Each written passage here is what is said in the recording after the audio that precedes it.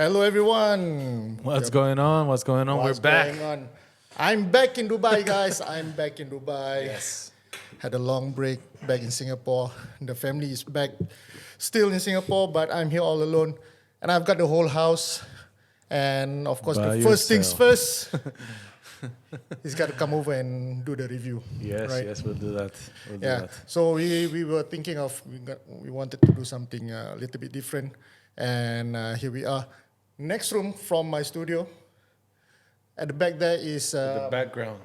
the background, living background. That's the Emirates Road, one of the highways in Dubai, and this whole place is not treated. So if you can hear some of the vehicles moving, I do apologize, but we'll try our best. We just wanted to do something different while we were having our this. Shisha time.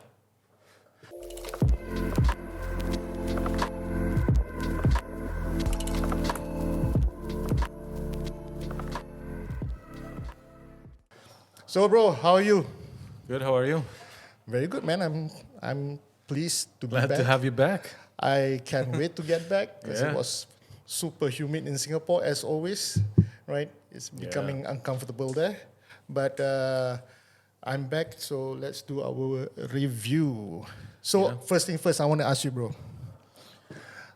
What do you think about my friend Kelvin? Oh my God, I really, I was not expecting so much in-depth details of Seiko. My God, I was really impressed. I really enjoyed that both episodes. It was really cool, including the episode about the house tour. It was really interesting. I like it.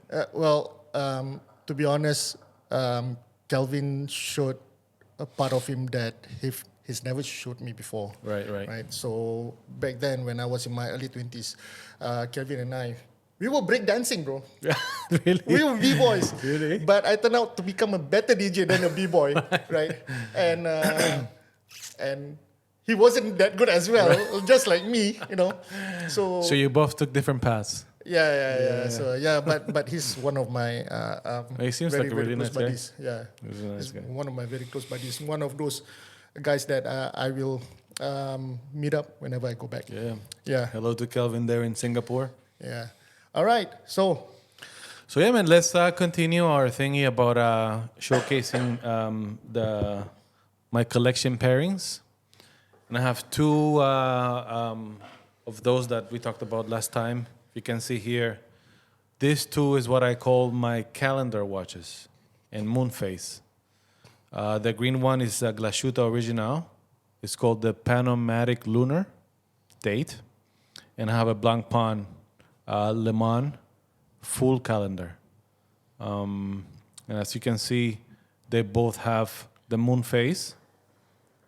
The Glashutte has the date, what they call the big date. If you can see here, it has the date is on two separate panes, right? It has 2 digits, both separate, and then the other one has the day, the date, and the moon phase. So, yeah, what do you think about them?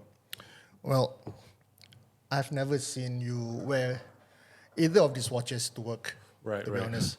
I don't wear this very often, but I really like them a lot. But between these two, right? I'm just gonna put this one out first so that I can do the. Let's put that one first. Yeah. I like the dial. Yeah, The color is so nice, it's really cool, right? and the digits here, Yeah. it's like right in your face. Super cool. I like it. I like it a lot. You know, just maybe a little bit close up at the back. Yeah. So, tell me about these two. So this actually, if you notice the dial, is a little bit darker towards the edges, right? And then it gets brighter towards the center. The shade is really cool. It's like what do you call this? Probably like, for me, it looks more like a emerald green, which is very very nice. I like the execution of the moon phase. This is typical German. It's very, very nice. This is typical German kind of like setup where you have like every indication is on a different Right, side of the dial, right? The time, the seconds, the date, and the moon phase. Yeah. What strikes me the most, or it's not only one particular thing, it's the detail, Right. and this where it shows the time is like it's not like right in the middle, the traditional. Yeah. It's so unique to me. Right. You know, very very unique to me. Yeah. and Yeah, if I you- actually I've never seen one with like an offset. You never seen one From- of these? Yeah, no, this no. is typical German kind of like watch setup. I don't know if you know the brand, which is actually a higher brand than Glashutte original. It's called Elange and Zone. They're actually quite expensive, much more than this. Better finish and everything, but Glashutte, for what you get and the price point, I think is really good. A kind of like a 3/4 plate Right. on there with like an offset automatic winding setup there. And if I don't know how close we can get into the movement, but if you notice here, the balance bridge is hand engraved. That's Okay, done by hand. I'll try to zoom Yeah. in up during the That's- post edit. yeah, it's Yeah. really really nice. Right. So let's get on to the next one. This one, Blancpain. I don't know if you know Blancpain, is actually the oldest watch brand that exists as of today. Really? I yeah. don't know that. No. Yeah, it's very old. I think it's, if I'm not mistaken, 1735 when it started. What I like about this watch is, of course, it has the full calendar. You get the day, the date, and the time as far, and also the moon phase. And the interesting about it is also that it's 100-meter water resistant, which you don't get. It's not very common for a watch with such complications to be also 100-meter water resistance, Right. which I like, which you can use on a daily basis. Right. And the bracelet is very good, very strong. Although this is from I think the mid 2000s, very nicely constructed. It's sad that you cannot see the movement. Obviously, it's a closed case back. It would be Yep. nice if you could see the movement, but still, man, fantastic watch for the price. I think highly undervalued right now in the market. But yeah, very cool, very nice everyday piece. Right. So here's the big question. What are your attachments to these two watches? Let's put both of them. For this one, of course, I mean, you know my collecting kind of philosophy where I would like to have a little bit of everything, right? Yeah. Of course, I needed a German watch in my collection. If I had the money, maybe I would have gone for one of the Elang Zone, but of course, it's a little bit above my price range.